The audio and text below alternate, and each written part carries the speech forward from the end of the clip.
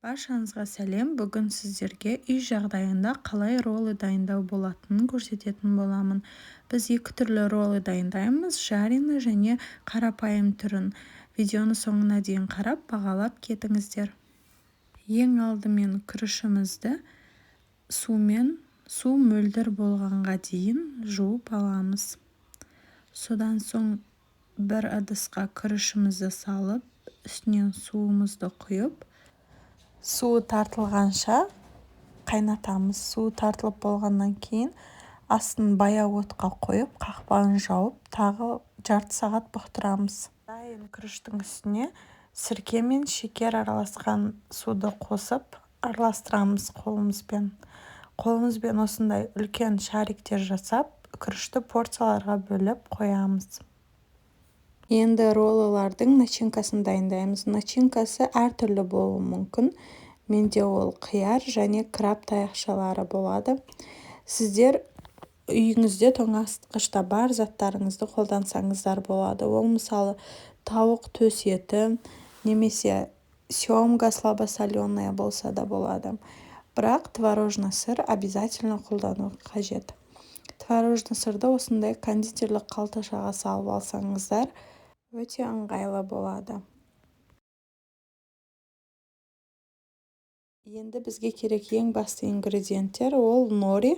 Оны кез келген кондитерлік дүкеннен сатып алсаңыздар болады.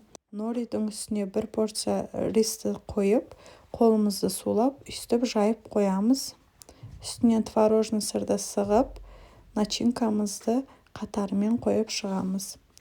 Видеода көрсетілгендей роллымызды ораймыз.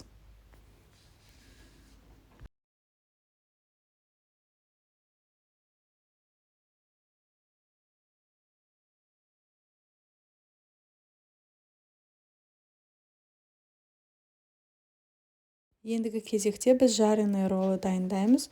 Ол үшін бір ыдысқа 2 жұмыртқаны сындырып, үстінен тұз салып араластырамыз. Бір ыдысқа панировочный сухарімізді салып дайындап қоямыз. Табамызға май салып, майды қыздырып қоямыз. Роллыды бірінші жұмыртқаға, кейін панировочный сухариға аунатып, қызып тұрған майда екі жағын 2-3 минуттан қызарғанша қуырып аламыз.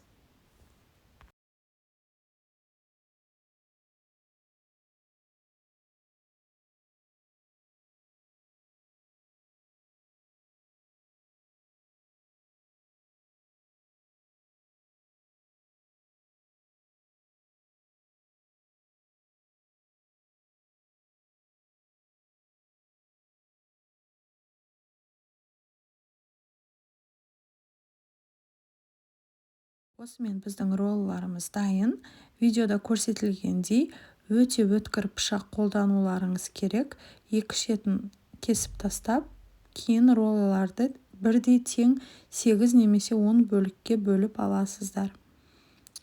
Роллыды обязательно соевый соуспен ұсынсаңыздар өте дәмді болады.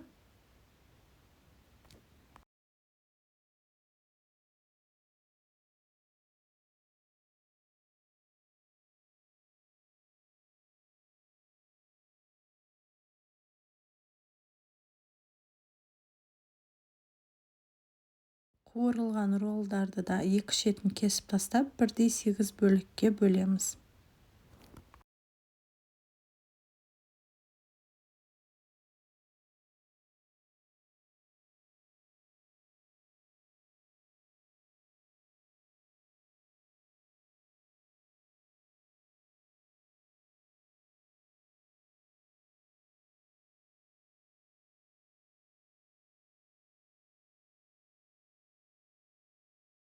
Осымен біздің үй жағдайында дайындалатын роллдарымыз дайын. Өте дәмді болып шығады. Дайындап көріңіздер.